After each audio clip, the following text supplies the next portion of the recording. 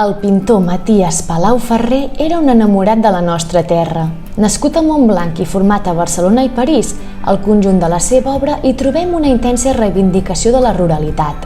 Paisatges primaverals, natures estàtiques, homes i dones del camp o la sardana, la cultura popular més arrelada. A més, Palau Ferrer també era escultor i ceramista, dos vessants que el connecten de manera especial amb la tradició.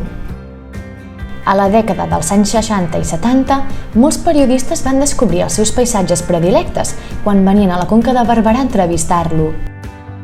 Coincidint amb la celebració del centenari del naixement de Palau Ferrer, una commemoració oficial de la Generalitat de Catalunya, el Museu de la Vida Rural ens convida a descobrir Palau Ferrer Essència Vitalista, el nexe de la humanitat amb la natura, a través de la mirada lluminosa de l'artista.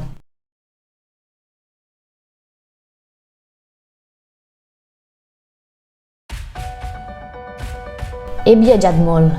He conegut els paisatges de més prestigi colorista i vegetal d'Europa, però és aquí a la nostra conca on trobo els colors més purs, els horts més rics i matisats i els coures i vermells més definits i precisos.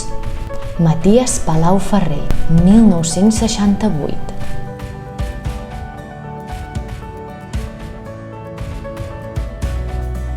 La Conca de Barberà, a l'aïllar els sorolls exteriors, guarda per a nosaltres la pau del cel immaculat i els camps donen als fruits la plenitud de l'essència.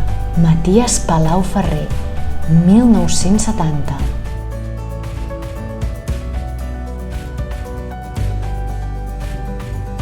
En els ulls de les meves dones bat la vida i una infinita esperança. Maties Palau Ferrer, 1970.